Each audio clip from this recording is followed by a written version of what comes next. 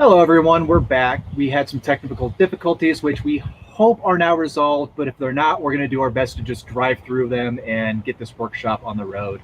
That being said, since we are having some difficulties, do expect this workshop to run over. We were kind of expecting that already, but with the added, it's going to go over. So we are going to start with our last known good position. So we're going to replay the clip of Jennifer introducing RIMFI, and we're going to go from there. So, Natalie, take it away. Okay, hey everyone, Jennifer Peterson here, Executive Director of Rocky Mountain Field Institute, or RIMFI as we like to call ourselves for short.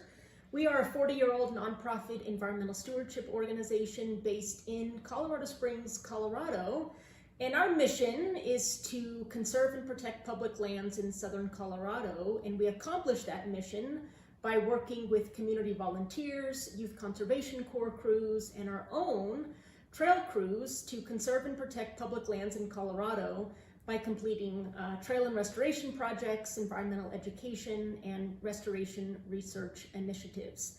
I mentioned that we're 40 years old. In 2021, we're celebrating our 40th anniversary, which is a big milestone for any organization. But I want to touch briefly on our history. We were founded in 1982 by a mountaineer and climber named Mark Hess. Mark founded the organization actually under a different name called the American Mountain Foundation, or AMF. And essentially the mission of the organization at that time was to help support climbing expeditions both here in the States as well as abroad. AMF would work with partners and climbing entities to secure permits needed for international expeditions, funding to support climbing expeditions, so on and so forth. And that organization was successful for a number of years until Mark began to see firsthand the degradation that can come with climbing and other types of outdoor recreation. And he really wanted the organization to focus more broadly beyond just climbing, but to really encompass the stewardship, environmental education, and even a research focus. So in 1997, AMF officially became Rocky Mountain Field Institute, or RIMFI, and we've been operating under that name ever since. Our mission is three-pronged: stewardship, education, and research, and I'll touch on each of those briefly. So the stewardship work that we do is essentially the on-the-ground work that we're doing, the trail projects, the restoration projects. Those are the projects where we're taking our crews out on the ground and actually building new trails, restoring or maintaining existing trails, restoring degraded landscapes. For example, we've had 2 catastrophic wildfires burn in Colorado Springs, Waldo Canyon in 2012, and then the very next year, Black Forest in 2013. We worked very closely with our partners for a number of years to restore those areas, make sure the hill slopes that were burned were stabilized and restored. So we do that on-the-ground stewardship work, again, with our own professional trail crews, community volunteers.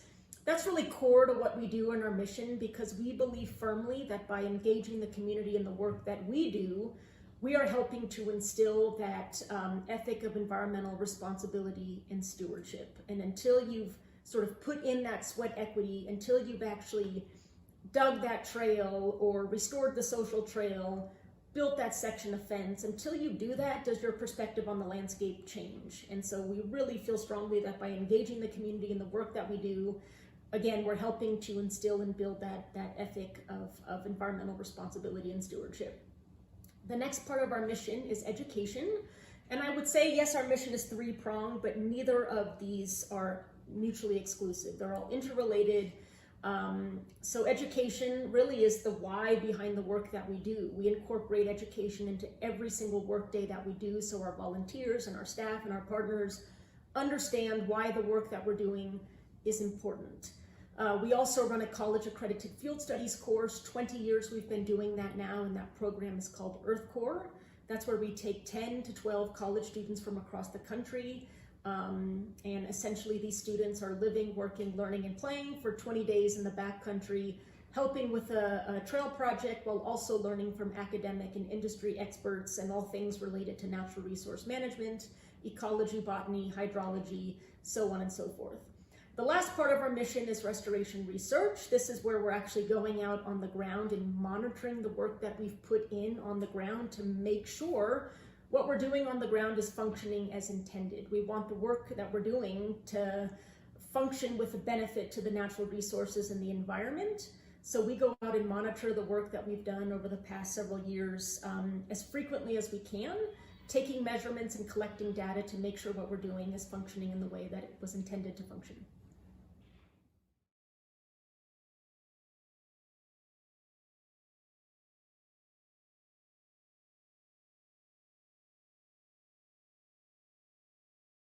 We are not unmuted. Shoot. Okay. As long as everybody can hear me. So once again, I'm Lacey. Hey, everybody. Not really selling myself as a BAMF right now. That's fine. Anyway, so throughout this video, have a pen and a notebook ready. This is a pen. This is a notebook. Because we set aside time for ourselves and for you to write with us. And at the end of this video, you will have had at least 20 minutes of material written down. So we're going to do a couple writing sprints here coming up in between these videos, and just be ready to write. Just a little disclaimer, we talk about writing as being therapeutic, but we're not therapists. None of us are certified therapists, whatever. So if you need help from somewhere else, like, go and seek that out, but it is not us. So, but tonight's writing is also not meant to be taken as therapy or as its substitute. Don't be afraid to post any questions or anything in the comment section on Facebook or YouTube or Twitter. We'll see it and try and integrate your things into our discussion. We like involving you in the conversation. So we may share our own writing, and we encourage you to share yours as well. So please like and share our video. I know it's kind of a mess right now, but we're getting back on track, and it's totally fine. Everything's going to buff out. All right. So, Bamf out? Oh, bamf out. So, if you like our video, like and share it with your friends, and have them give us a try so they can enjoy our videos as well. Don't forget to hit that hashtag replay if you're tuning us in with us. Nailed it. After the fact. And we just, yep, that's it. That's what we got today. So we're going to start off with a check-in question, even though we've kind of already started the workshop. So today's check-in question is, how are wildfires impacting you or someone you know? And we came up with that question because here in Colorado Springs, we have this gorgeous mountain range with Pikes Peak, and you may have heard of it, this little place called Cheyenne Mountain Complex all the way at the end. It's a beautiful range, but lately it's been obscured with smoke, and sometimes we can't even see it. So it's impacting my life because I don't get to see my beautiful mountains. And that honestly does make me sad in many ways. Ready to write? I'm ready to write. Cool. Sling us the questions. So our first writing sprint's going to be 5 minutes. So we'll have Natalie get our 5-minute clock up on the screen. Our first prompt is describe a volunteer experience that was special to you. And our second prompt here is write about a conservation activity that you think needs more money and why. So once we have that 5-minute timer up on the clock, we will start our writing sprint and go. Okay.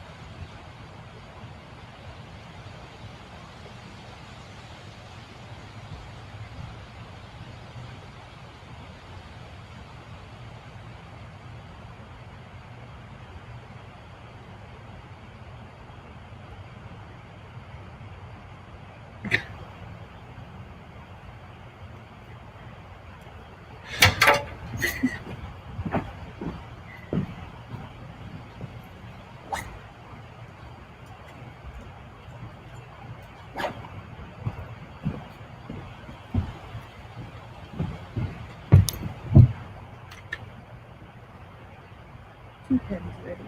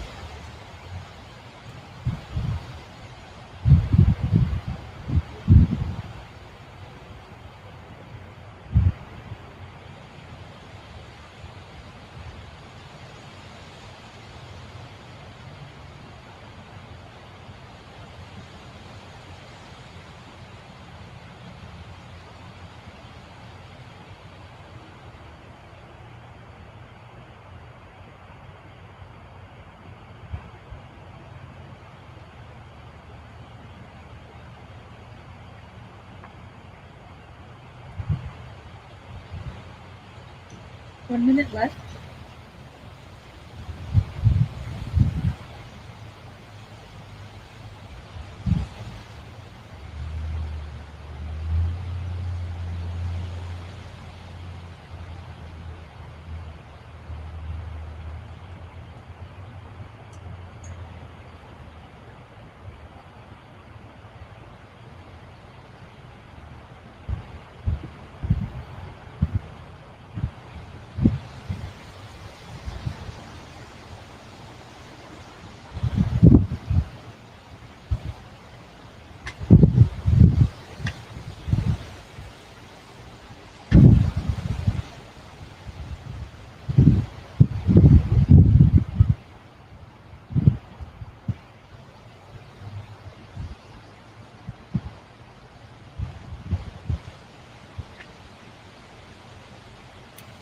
And that is time. So everybody cross your I's and dot your T's because it's that kind of a night. And pro tip, make sure your pen has ink because, yeah, that's a thing. 2 pens on standby for the writing sprint. And this one, I'm actually wondering if it's going to make it through. No, I should be good for this one. But, you know, there's that.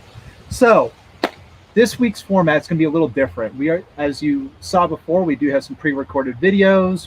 We are having some technical difficulties. This is running a little late, but expect this workshop to be a little different. Expect this workshop to be not quite the norm.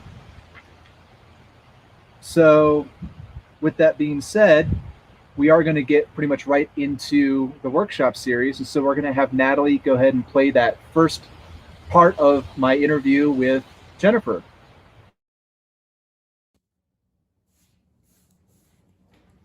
So we met because I took a grant writing class at UCCS,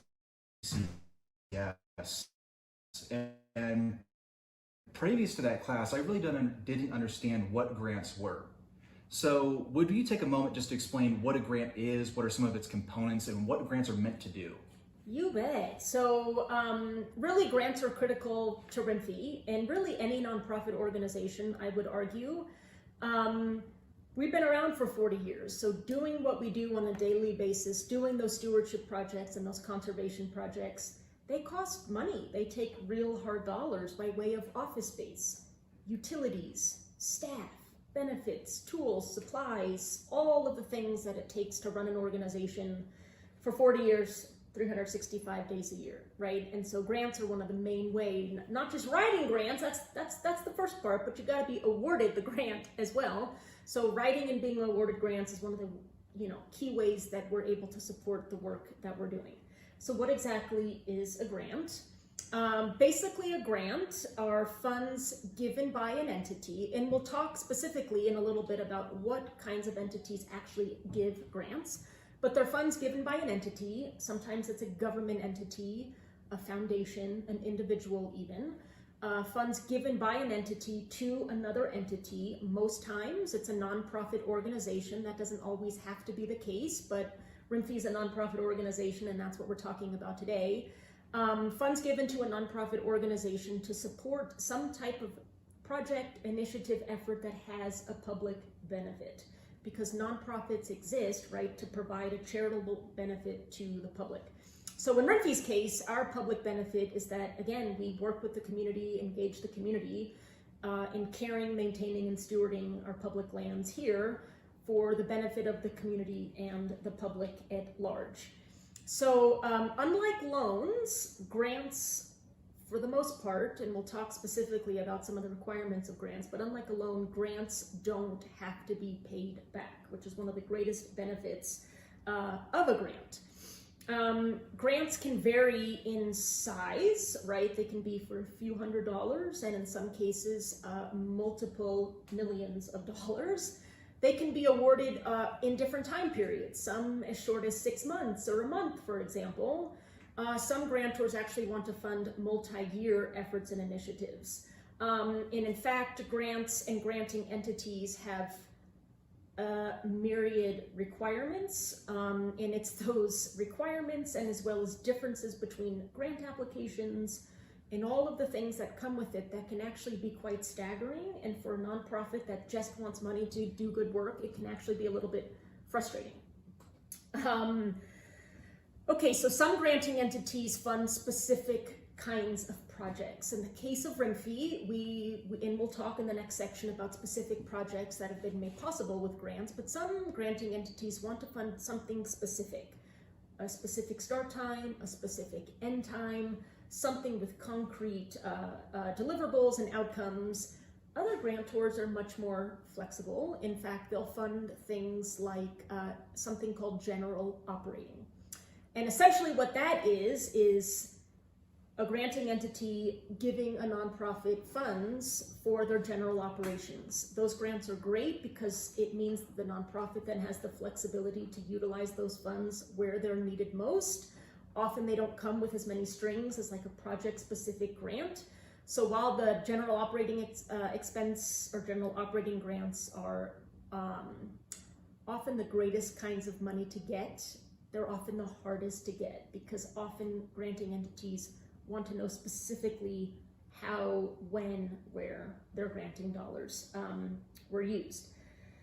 So the main types of grant giving entities, there's a number of them, but granting entities can be government agencies, foundations, corporations, businesses, other nonprofit organizations, and individuals. And in the case of RIMFE, we get grants from each of those.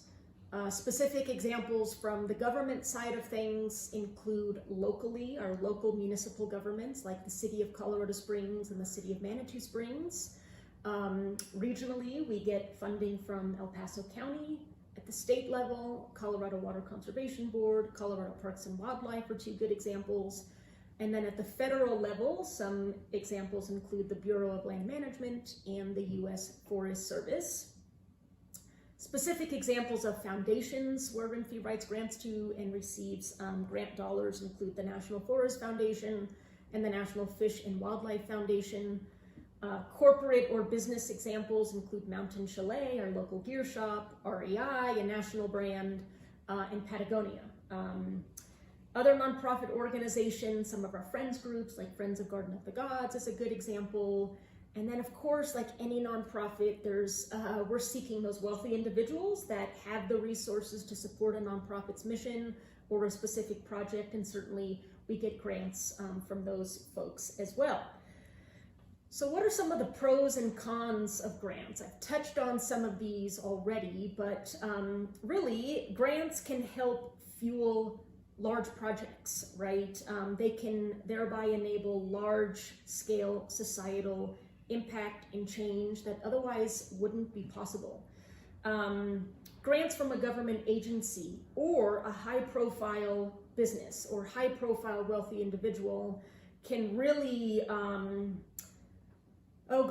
give a nonprofit entity receiving those funds a lot of credibility, right?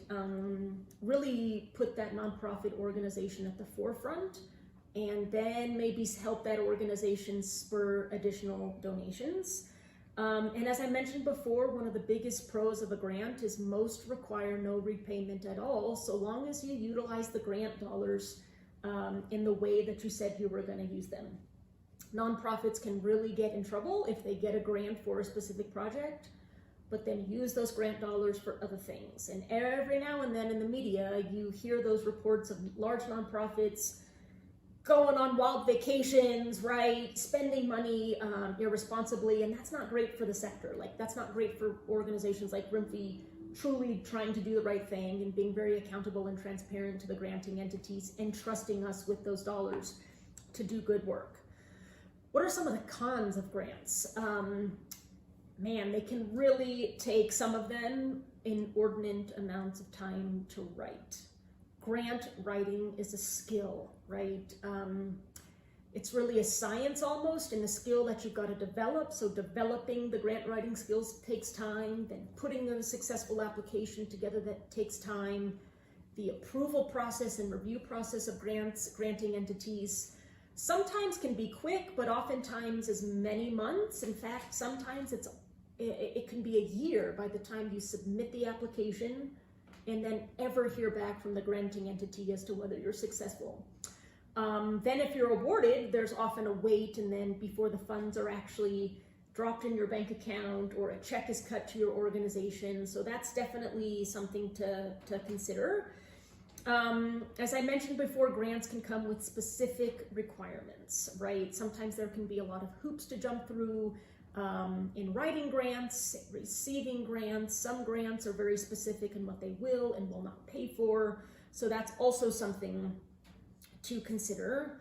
And then finally, grants are really meant to be a short-term funding sort of answer. You're never gonna, at least not in my experience, you're never gonna find a granting entity that is like, yes, we're gonna fund RIMFI every year for the same amount of money for 40 years, right? That really just doesn't happen. In fact, granting entities, for the most part, want to fund an organization 1 or 2 years, a project for 1 or 2 years, and then they want to share the love with other organizations doing good things. So they're not really meant to be a long-term, funding source. So that's also something to consider. At RIMFI, we write a ton of grants, and it's kind of funny. We'll get a grant, celebrate, ring a cowbell. We actually have a cowbell that we ring to celebrate, and then we immediately feel like we're jumping on the treadmill again.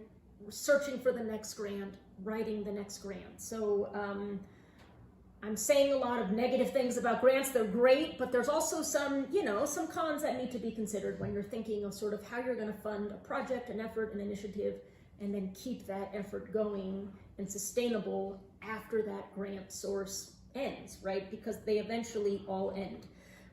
So what are the key components of a grant application? Okay, as I mentioned before, every granting entity has different requirements. That can be one of the frustrating pieces, but for the most part, they all have sort of the same sections. And before I jump into that, I want to talk more about like the writing behind a grant. I would equate a grant writing exercise, like if you think back to the 5th and 6th grade persuasive writing homework assignment that you had to do, where you had to convince someone to support whatever it was. I'm trying to think back to what I wrote my persuasive homework assignment on, and I can't remember, but this is essentially a persuasive writing exercise. You are trying to persuade in a very convincing way that your organization is the best, your project is the best, whatever you're pitching in your specific, in your grant application, that your organization is the one organization that can do what you're saying you're going to do. So you're persuading someone, often with deep pockets, to give you their money to do something good for the public. Grant sections, the other part of the writing is in some areas, like when you're writing a book or a short story, you really have all the space and words and characters you need to tell a story. With a grant application, it's very different. Often grantors limit characters or limit word counts, meaning you've got to say what you want to say in the most concise, again, persuasive and impactful way possible. They don't really want to read 5-10 pages of narrative and all this verbose language. They're reviewing hundreds of applications, thousands of applications, in some cases, and so you've really got to say what you want to say in the shortest amount of space possible. I remember that when I was working with you, some of the grant sections would have like a 5,000 character limit, and it seems like a lot until you actually get it filled up and you're like, oh, I have 6,000 characters, I got to weed down. It's so true. It's so true. And so the great thing about grants, for the most part, is once you've written one, you now have a framework from which to base other applications off of. You've gotten a good foundation and framework laid out in terms of narrative, organization history and stuff, but the trick comes, so sometimes you can copy paste, right? Because again, while granting entities differ in their requirements for proposals and applications, there's often a lot of overlap. So what you've written for another application can be relevant for subsequent applications. But the trick is when you get to an application that limits the word count or character count. So all that work you've done in prior grants to craft your narrative, and you think you've gotten it down really good, and now this grantor is saying, take that and cut it in half. That takes time, a lot of time. Okay, so just real quick, specific sections generally in grant applications across the board. Often you're going to start with an executive summary or something that they'll call like an abstract. This is something where you typically have a paragraph or two, sometimes one page at the most, where you're just getting to the nuts and bolts. Here's what we're gonna do, why we're gonna do it, right? And really, this is what a granting entity will often use as sort of the first cut, first review. If they're getting hundreds or thousands of applications, this is kind of the question where they're screening and making sure that the applicant is a good fit. If a granting entity says, we're only gonna fund environmental education initiatives for middle school students, and an applicant in the executive summary mentions environmental education for college students, they're going to weed that out, right? So that's just a way for a granting entity to kind of make sure, yep, this is a good fit, and they deserve to have the rest of the application reviewed. So once you get through the executive summary, often then you're asked for a need, right? You're gonna, it's kind of called the case for need. So while you've touched on that briefly in the executive summary in the prior section, this is where you really have an opportunity to go into much more detail about why the project or effort or initiative that you're pitching is really needed in the community and what it's going to do to make the community better. Then typically there's going to be a project overview. This is really where you're going to do a deep dive into the details of what you're going to do, how you're going to do it. You're going to include info on objectives, methods, outcomes, measurements, deliverables, right? This is really the framework of the project. For sure, every grant application is going to ask for a budget. So if you're, for example, asking a granting entity to give you $20,000, you're going to tell the granting entity how you're going to spend that $20,000 and in what line items that $20,000 is going to be divided into. Personnel, benefits, supplies, travel, those types of things. You then typically are asked to talk about your organization, right? In the case of RIMFI, that's where we'd spell out that we've been around for 40 years. We have credibility. We've gotten grants in the past. We have the capacity to manage grants, those types of things. And then last but not least, there's often an Appendices section where you may be asked to upload or provide a letter of support from a key partner or another funder, right? Or a map of your specific project area. Photographs could be another thing. So again, those are kind of the key topics and components of a grant application across the board, even though granting entities have different requirements. Excellent. Thank you for going over that with us. You bet.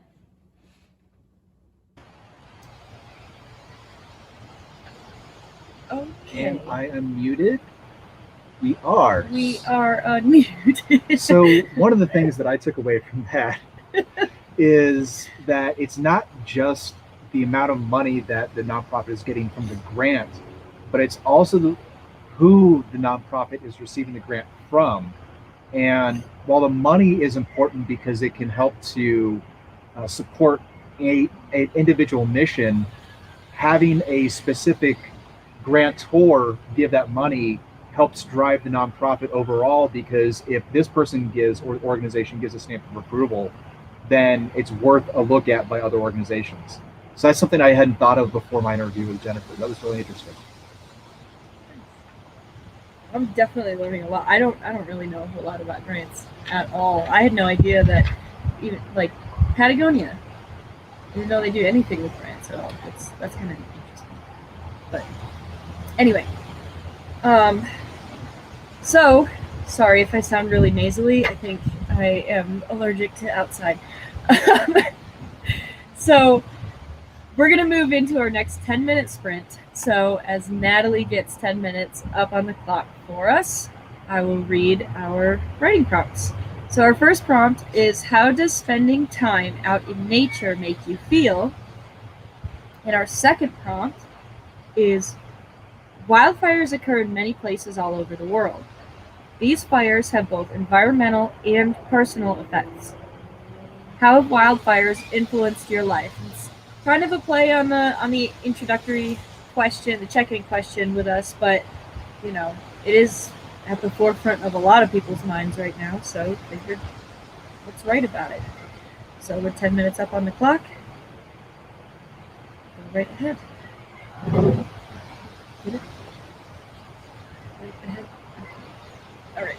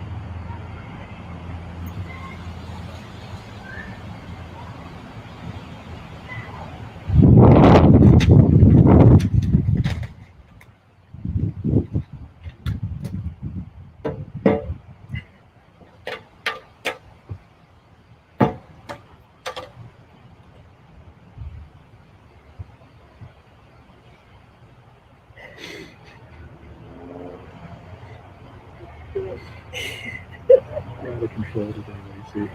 What are you going to do?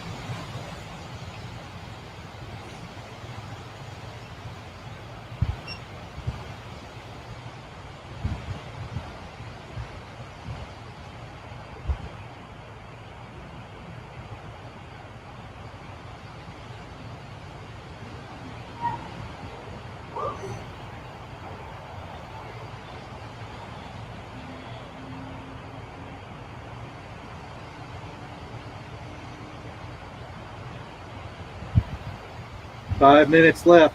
5 minutes.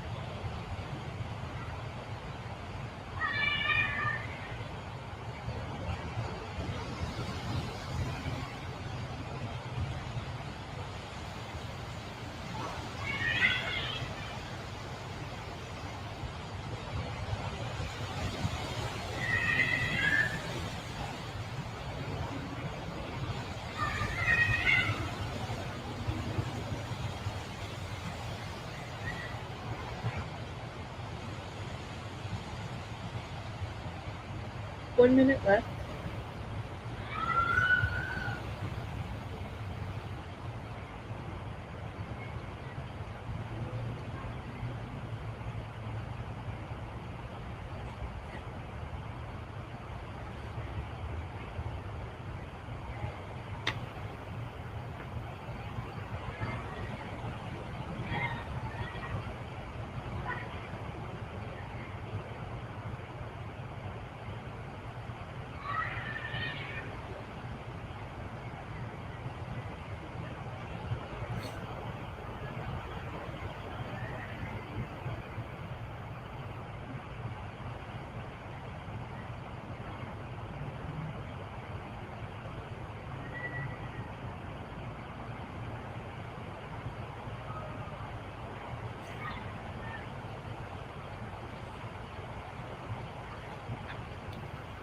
And that is time.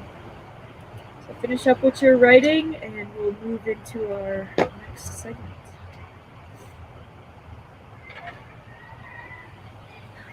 I'm working on it. Just kidding. Jeez, some people. Pushy. All right. So now I just need to get all this stuff off my, don't know how that happened. Anyway. I think you're right about the outside thing. Better theory sometimes. We're just having all the problems today, folks. I'm sorry about that.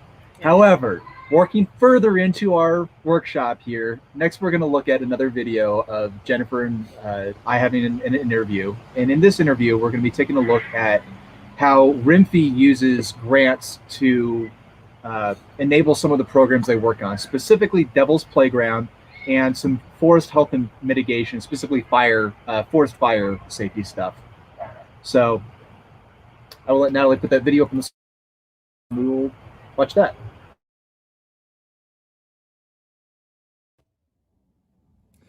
So would you tell us about some of the specific projects that RIMFI has worked on that have involved using grants? You bet. So as I mentioned earlier, I don't think there's a project that we do on the ground that isn't funded by a grant of some kind. But for this section, I want to talk specifically about two projects, multi-year projects, that would not be possible without grants, and not just one grant, but multiple grants from multiple entities. Like I mentioned before, government entities, foundations, and individuals, so on and so forth. So the first one I want to talk about is the Devil's Playground project. For those who are tuning in that don't live in Colorado Springs is home to Pikes Peak, America's Mountain. It's one of our 14ers, and a 14er is a mountain that rises higher than 14,000 feet. There's 58 14ers in Colorado, and they're hugely popular, with all kinds of folks wanting to reach the top of the 14er summits for the views, for the experience, so on and so forth. So Pikes Peak is a mountain that if you live in the Springs and even live in the Pikes Peak region, you see it every single day. There's two primary summit routes, hiking trails to the top of Pikes Peak. From the Colorado Springs, the east side of the mountain, it's Bar Trail. But on the west side of the mountain is a trail called Devil's Playground.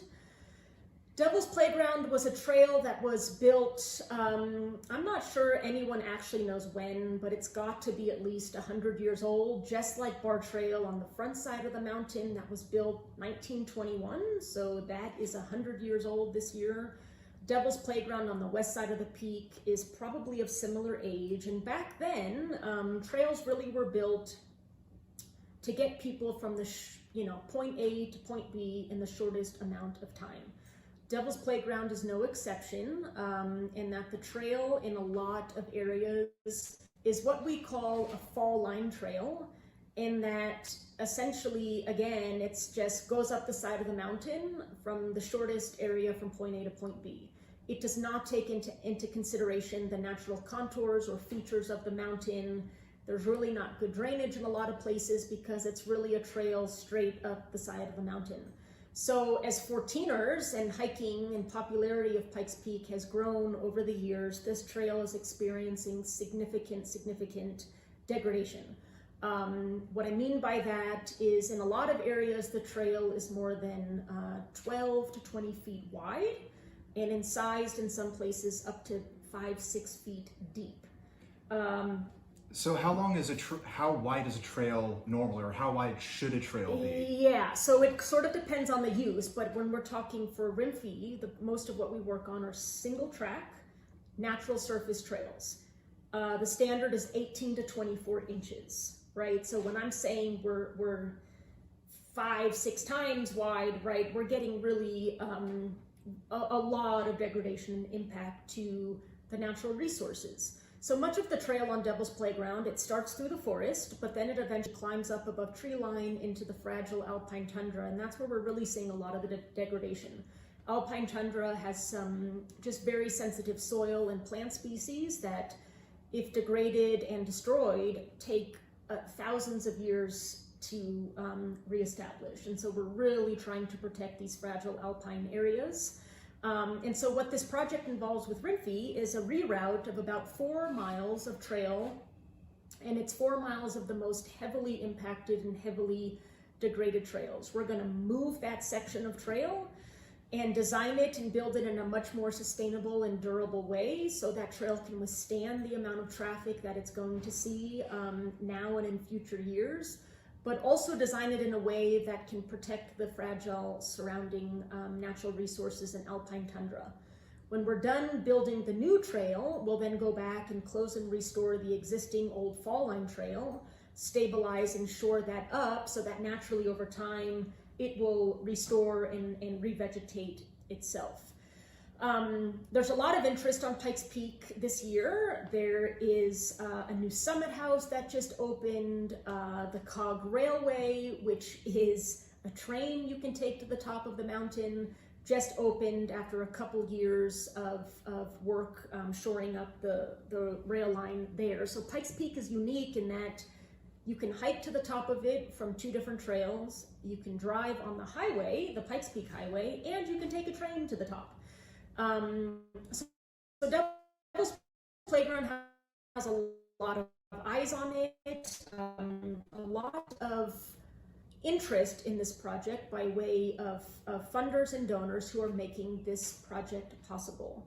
So I mentioned before, we get grants for a lot of different, from a lot of different entities, and for this particular project, I want to touch on some key ones. So first and foremost, National Forest Foundation is one of our primary foundational granting entities for this project. This is a priority project for the National Forest Foundation, and this is a really unique situation in that the National Forest Foundation is one of the only, if not the only, congressionally mandated nonprofit foundations. So essentially they're the nonprofit funding entity of the United States Forest Service. So the U.S. Forest Service is a federal agency, right, that manages our nation's forests. They work hand in hand with the National Forest Foundation to support projects like the Devil's Playground project. So we have multi-year commitments from the National Forest Foundation to support the work that we're doing. This year, the grants that we've received from the National Forest Foundation and the U.S. Forest Service, another funder is REI, that's a corporate funder I mentioned earlier, and we even have some individual donors who have pledged some grant dollars in support of this project. But this year, that project is supporting 100 days of work on the mountain. That's a lot of work, and we're tackling those 100 days 3 different ways. Overseeing some youth conservation corps crews who are essentially comprised of youth 18 to 24 years old. Often this is their first job out of college or first job out of high school, for example. They commit to completing a certain number of service and educational hours through their youth corps umbrella agency. We oversee the crews to make sure they have the training and safety and all of the techniques, right, to do the trail and project work safely and to a high degree of standard. And then if they complete their terms of service, they will get an educational stipend at the end of it that they can use to further their education and get additional training, certifications, so on and so forth. We're utilizing our own professional trail crews of about 7 to 8 people that are going out 9 days at a time, camping on site, doing the trail work during the days. But then we're also, of course, engaging community volunteers, because again, when I mentioned at the intro, RIMFI really exists to engage the community in the work that we do. And again, we truly believe to our core that by doing so, we're helping to foster that ethic of environmental responsibility and stewardship. All of the work that we do involves something that we call sweat equity. And what sweat equity is getting out there and doing the actual work, right? It's not easy stuff. We say blood, sweat, and tears. Hopefully there's not a lot of blood involved. That means something went drastically wrong, but sometimes there's a little scrape on the knee or whatever. But sweat equity is working hard to complete the objective at hand. And truly, if you think back to a time where you worked really, really hard on something, hiked to the top of a mountain, or ran a marathon, or trained for something hard, right? An event or a race or something. When you've put in that sweat equity and then you complete the task at hand, boy, does you feel proud. You've completed something. You can actually see what you've accomplished by crossing that finish line or building that mile of trail. And that's when we say sweat equity, that is what we're talking about. And by implementing or doing the sweat equity through the youth core engagement and the community volunteer engagement, again, we really feel slowly but surely we're helping to foster that ethic of environmental responsibility and stewardship. So that's a key project for us, Devil's Playground. That really wouldn't be possible without grants for sure. Multi-year commitments from some large foundations, as I mentioned, and the federal government, and corporate and individual donors kicking in to fill those gaps. The second project I want to touch on that's really relevant right now, particularly in the West, is our forest health and mitigation work that we're doing in partnership with the United States Forest Service.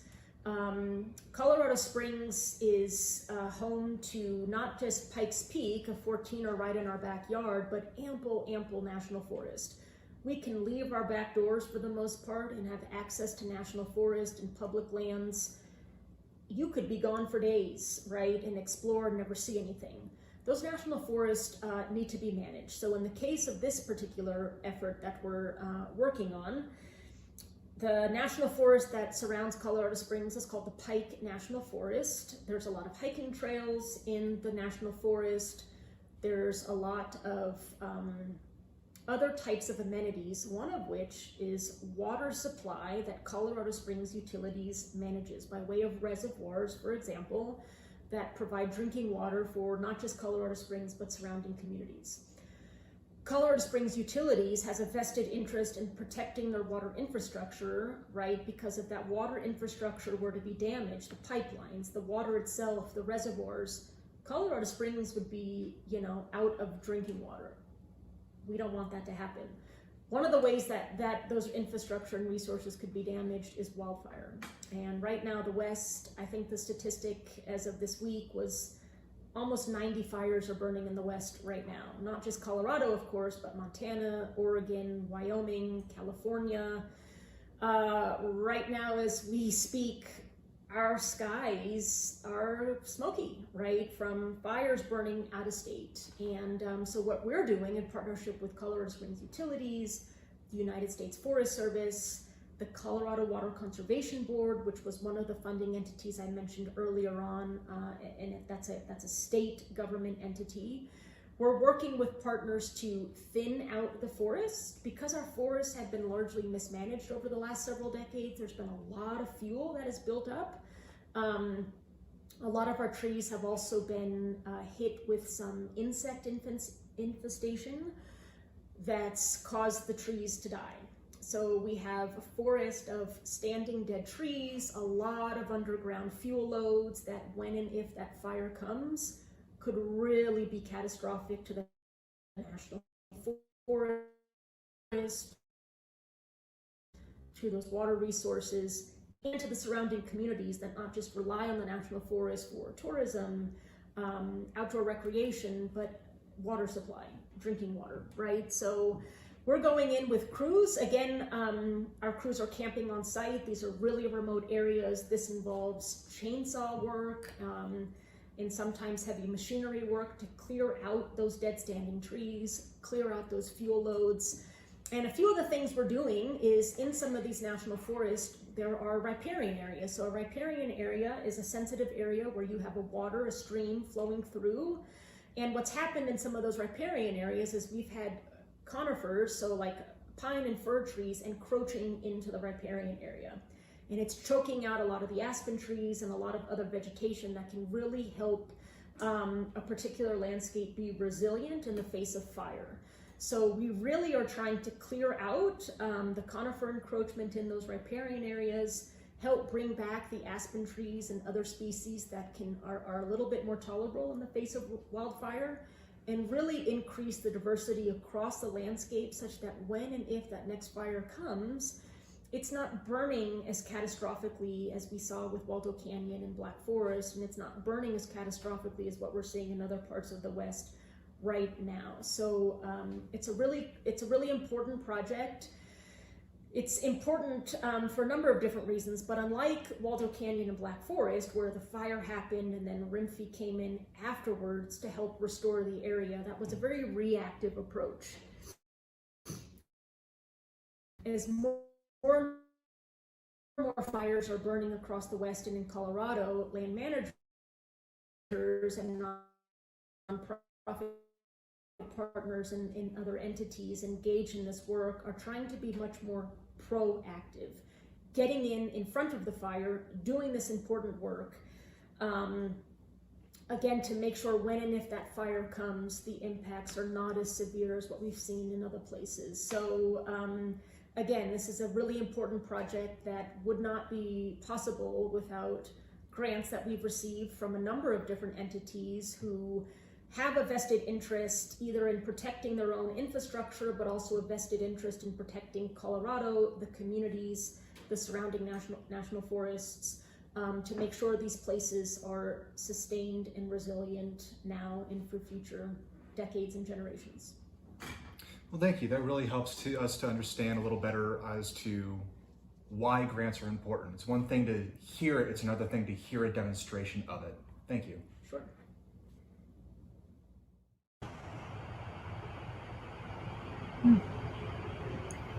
Still muted.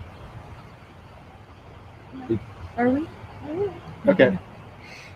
That's all We right. don't. We're not muted anymore. We have it figured out. Okay. So one of the things that Jennifer mentioned a couple of times, or Jennifer mentioned a few different things, including the Pikes Peak Cogway, and talking about Pikes Peak. And I don't know if you know this, but the Pikes Peak Cog recently just opened up after, I believe, 3 years or so of being closed for repairs. And I recently got to take a trip up the Cog, and it has some beautiful views. Personal opinion, the drive is better. That being said, if you haven't taken the Cog, it's definitely worth taking at least once. And on the way up the Cog, you get to see one of the reservoirs that Colorado Springs uses as a water reservoir. And apparently there's like a 60-mile drive out to a house for a couple of folks that do some maintenance for an electrical company up in that area. So they have a 60-mile drive that passes by the reservoir. It's a private drive, so you should not, or it's a private area, so you should not get on it. But yeah, it's really beautiful, really awesome to be able to see everything going up the Cog, seeing everything from, well, when there's not smoke covering everything, seeing everything from the tops of Pikes Peak. Yeah. Oh, I also wanted to interject. Michelle said that Pikes Peak is beautiful, and from our video, the trail sounds like one. I've never been up Devil's Playground before. My friend and I were planning a trip this year, but the plans fell through. But one of these days, we're going to get up, through Devil's Playground to get to the top. But her segment on sweat equity really sticks with me too, because I can personally account for that. So I've been working trail crew this season, and it is one thing for me to just say it's hard work, but it is completely different when you get out there and you are literally sweating your butt off all day long, and then you finally have this finished product to look at the end of the day. It's such a good feeling. So just getting out there and working with entities like RMFI is extremely rewarding, and it really gives you a huge sense of pride in projects that are in your local parks. Like it's just great. I just love what they do. But anyway, we'll move into our next 10-minute writing sprint. So our first prompt for this sprint is, what are your favorite outdoor recreational areas and what makes them fun? And prompt number 2, what things have you invested sweat equity into and how did it change your perspective? So with 10 minutes up on the clock, we'll get right into that writing sprint. And talk to you soon.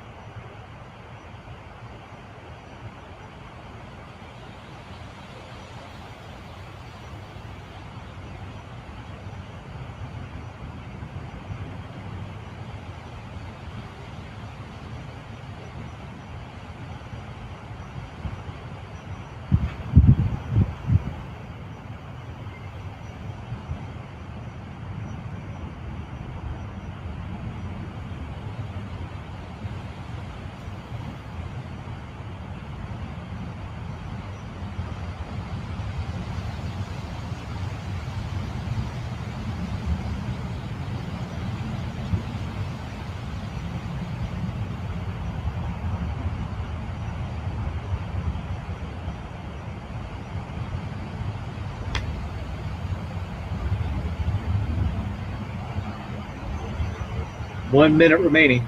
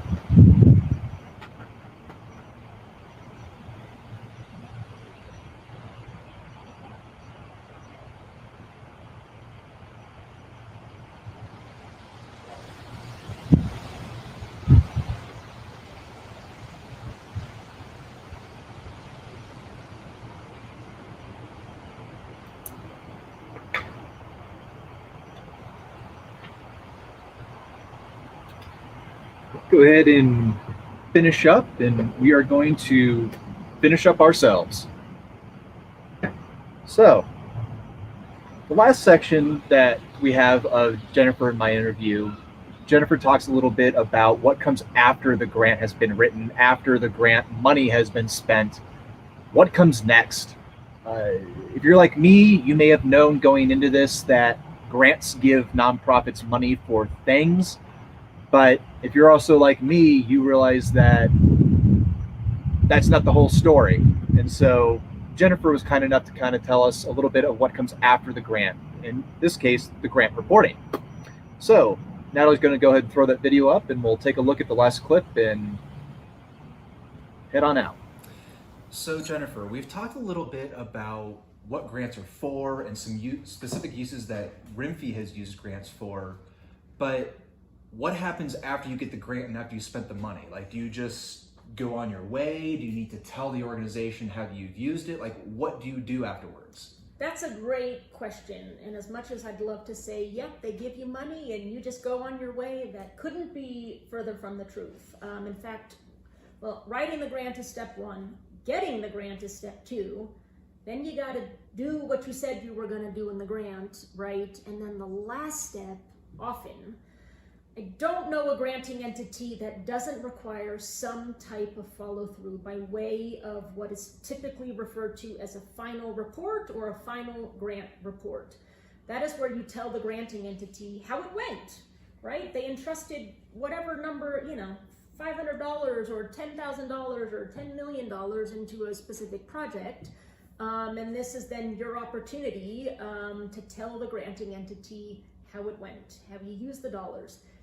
Did you complete the project as you described and detailed in your grant application that you would do? So, sort of that last step and follow through with the grant process as a whole is reporting back to the granting entity on some specific things. And of course, every granting entity, as with the grant application, has different requirements with grant reporting. And it's sometimes frustrating because you can get a grant, not to diminish a grant that's $500 or $1,000, right? Because every little bit helps when you're talking about working at a nonprofit organization that's really trying to leverage every single dollar as far as possible. But it's really interesting how some granting entities can grant $500 to $1,000, and the reporting requirements are insane, like super timely, as compared to a grant that you might have gotten for $25, $50, $100,000. So again, it's sort of mind-boggling, the different kinds of requirements that come with not just the application, but the grant report itself. So recall when I was going through the different parts of a grant application, right, essentially at that point, you were really in a persuasive writing mode, really crafting your message in a very concise, impactful way to convince the donor to give your organization money to support a specific project, effort, and an initiative. Let's hypothetically say you were successful, you received those grant dollars, and then it was time to actually implement the project. Let's talk specifically, refer back to the Devil's Playground project, for example. So when we were, let's say, time frame. So this project started in June and ends in September. We were writing grants for this specific project a couple of years ago. In fact, we got grants back in 2018 that were funding work in 19, 20, 21, 20, 21, 22, grants that were funding 6 months of project work this year. And we told them all when we were preparing and planning for the season that, okay, we were going to do 100 days of work, and our goal was to build 1 mile of the new Devil's Playground Trail. We were also going to build X number of supporting trail structures that were going to be built to help enhance drainage, durability, so on and so forth. Let's pretend day 100 ended, right? And now it's time to then go back to these granting entities and report on the progress of the funds. There's a couple of different components to that, one of which involves quantifiable metrics. So at RIMFI, it's really important for us to track and record on the ground metrics. So what I mean by that is at RIMFI, we are tracking probably 20 to 25 different quantitative metrics to measure progress on a specific project. If we're talking about a trail building project, we are going to measure to the linear foot how many feet of trail did we actually build in a given season. Over those 100 days, how much did we build? How many of those trail structures that we said we were going to build 2 years ago in our grant proposal did we actually build? We also pledged, hypothetically in a grant proposal that we were going to work with the Youth Corps for, let's say 45 days. Well, did we do that? We would also have pledged in that grant proposal that we were going to run X number of community volunteer work days with the goal of engaging, let's just say 300 community volunteers. Okay, so we're tracking all of those metrics: length of trail built, number of Youth Corps members engaged, number of RIMFI staff deployed on the ground, number of community volunteers. And we're not just tracking like number, but we're also tracking hours. How many hours did our volunteers work on the trail? How many hours did our Youth Corps members complete on the ground? How many hours did the RIMFI staff complete on the ground? So by the end of those 100 days, we have a really compelling story to tell by way of quantitative metrics, right? We know now over the course of 100 days what we actually did on the ground. The other part of measuring comes more from a qualitative standpoint. That's comprised of two things. So first is photographs. We're a very visual organization, and what I mean by that is we are the kind of group that can go into an area and take a picture pre-RIMFI work. Then we can do the work, and then we can take a picture after the work. And it doesn't matter young, old, experienced, inexperienced, outdoor recreationist, not. The pre and post photos side by side tells wonders, right? We can actually visually demonstrate impact. So not only are we collecting those quantitative metrics, the hard numbers, but we're taking photographs to visually document and sort of supplement those metrics, those hard numbers. And the other thing we're doing on the qualitative side, particularly on the community volunteer engagement side, is we're doing surveys. So after every single volunteer workday, a volunteer is getting a survey, a satisfaction survey, and we're asking them a number of questions. The first set of questions typically involves like, what did you think of the workday? Were our staff prepared? Were you prepared? Had you been communicated with effectively so you knew what to bring, what you were going to be doing for that day, where you were supposed to show up, and at what time?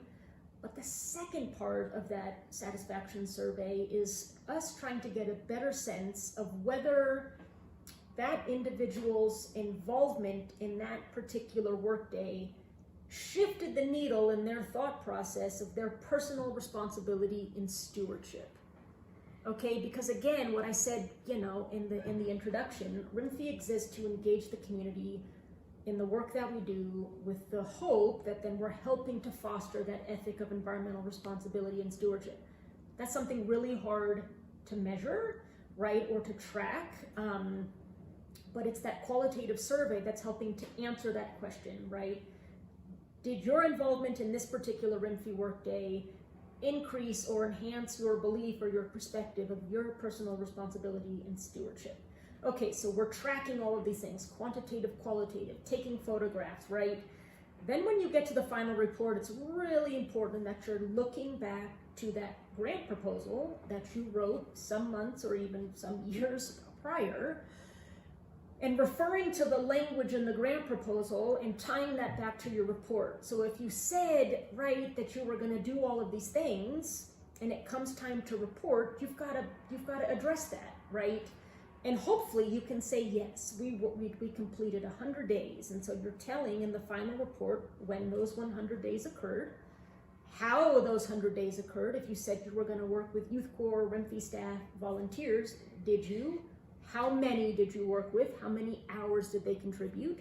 Okay, you said you were going to build a mile of trail and X number of structures. So you're looking back at your quantitative metrics and using those to tell the grantor, yep, we did all of this.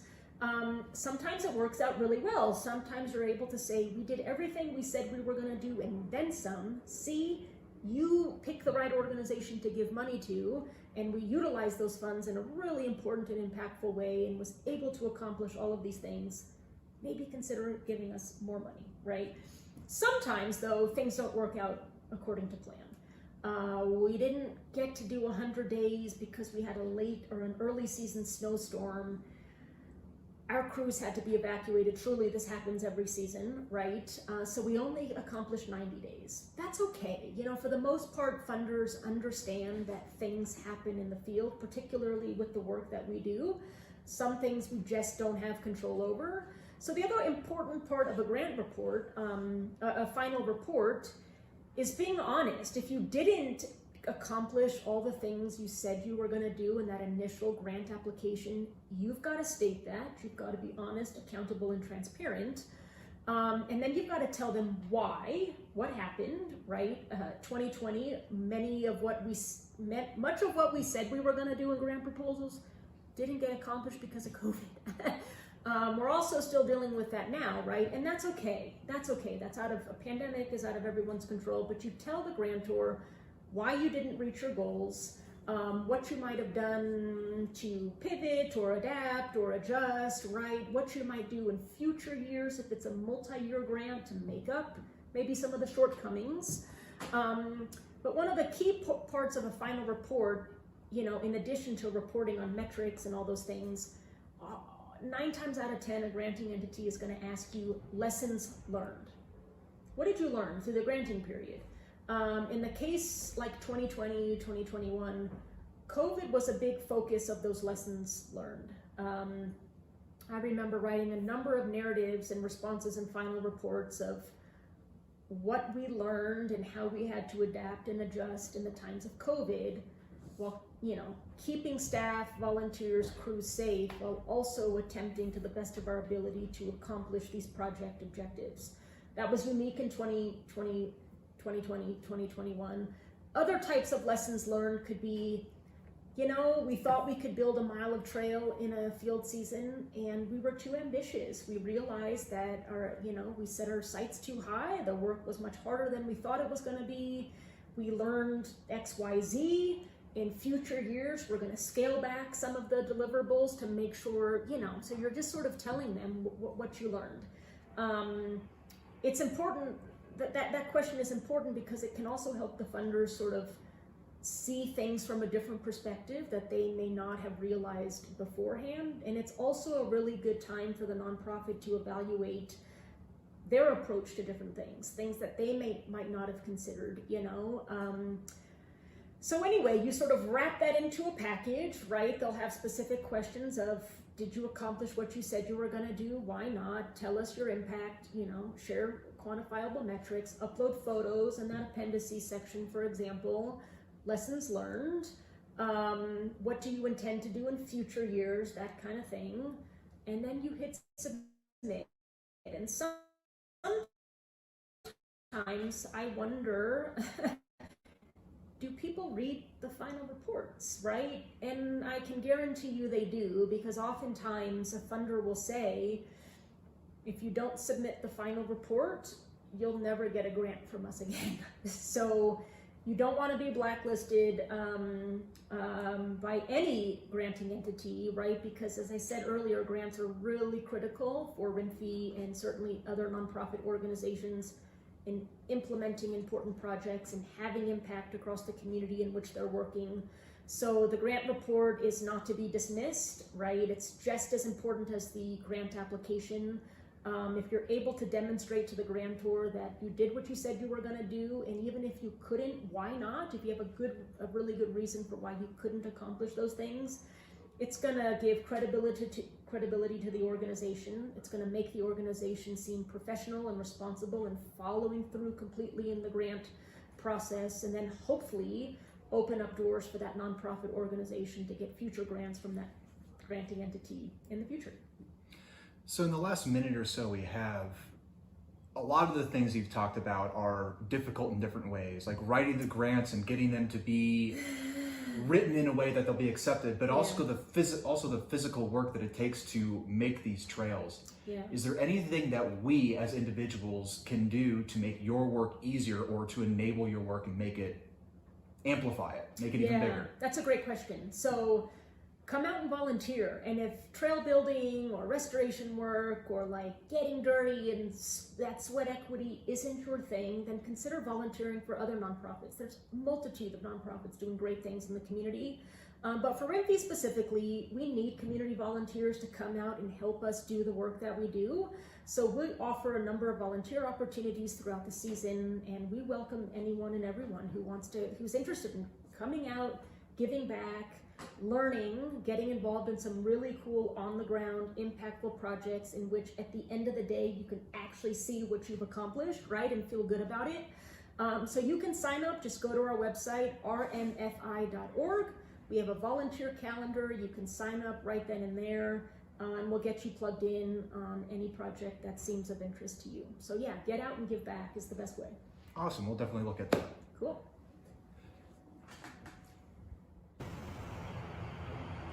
So one of the things that I really want to take away from that is, personally I want to take away from that, is that it's not enough for RIMFE to just get some conservation done. It's not enough to just write a grant and build some trails.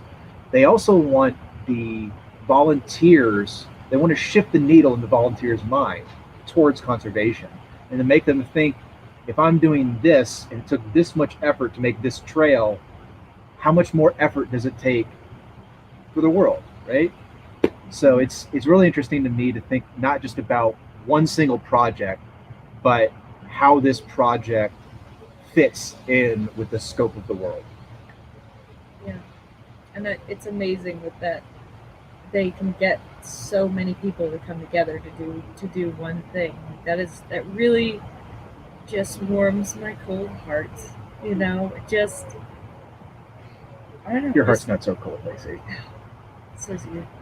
Well, I would know. Well, guys, we also have a question.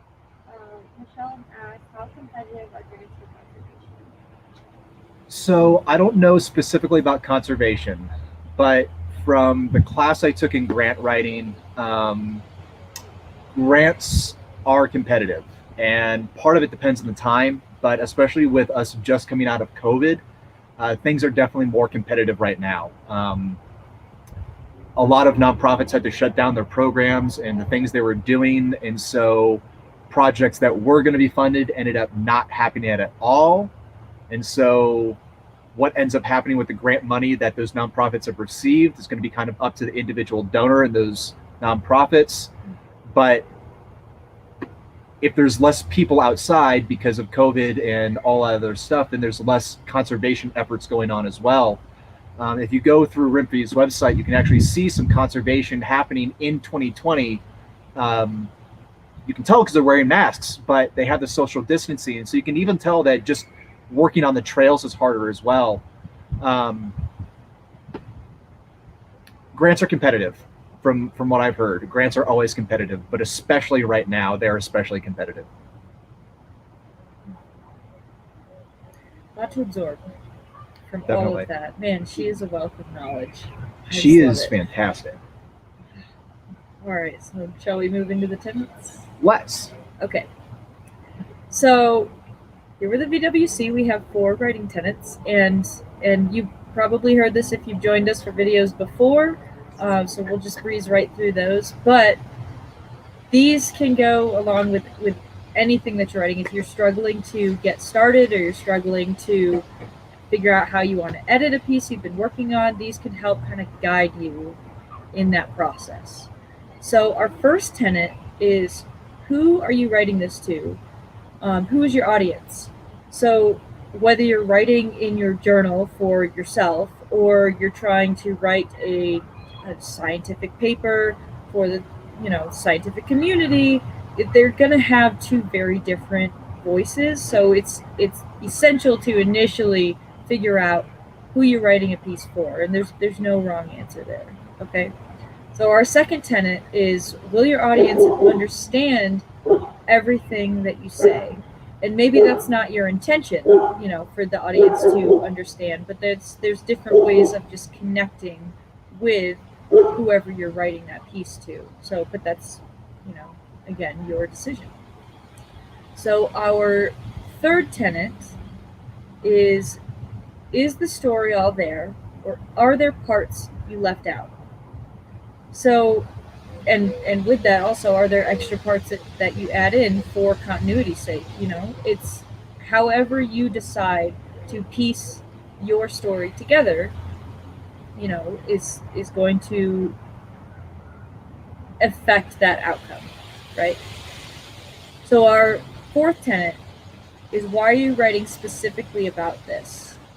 Whether you choose to continue to write on one of the writing prompts that we provide for you, or you're writing just about something that's happened in your life, or you're writing a fiction story, what have you, there's going to be a reason behind why you're writing that piece. So let that reason come to life in your writing. Let that guide you. So with that, I will pass it on to Andrew for our closing announcements. Sure. So we always say that you don't have to share. If you want to share, we would love to see it. Please share it with us, or share it with whoever you want to. But if this is just something that you wrote and you're not comfortable sharing yet, slide it in a desk drawer, put it in a box somewhere, forget about it for a while, come back to it later, come back to it never, do whatever. But just because you write doesn't mean you have to share. That being said, please do like and share this video with your friends, because if you liked it, maybe they'll like it as well. And if you don't like and share it, then they're probably never going to see it. So do us a solid, do your friends a solid, like and share the video. And if liking and sharing isn't enough for you and you want to donate just a little bit more, you want to give just a little bit more, you can donate to us through Cash App at $Writing Veterans. And beyond liking and sharing this video, please also go like our Twitter and our Facebook and maybe even our YouTube channel. We have some of the information down there in the ticker on the bottom. So with that being said, we have a couple of takeaways. Please do consider writing for 20 more minutes after this. Take one of the writing sprints, develop it just a little bit more. Maybe go for a 20-minute walk instead. Since we're talking about conservation, go grab a bag, a trash bag, some gloves, go for a 20-minute walk and clean up your neighborhood. Also, please consider visiting RIMFI's website, again, at rmfi.org, to learn more about volunteer opportunities and just what they're doing in general. They really are an awesome organization. So please go learn more about them. If you're interested in working more with conservation, again, check out RIMFI, but also check out some local conservation organizations near you, and maybe they'll have some volunteer opportunities. Or maybe even check out your local zoo, and maybe they'll have some conservation or know about some conservation opportunities that you can get involved in. That being said, that is everything for this week. I think we're ready to wrap things up. I'm Andrew Lavassi. I'm Lacey Strauss. We are the Veterans Writing Community. Every veteran has a story. Let us tell yours. Have a good day.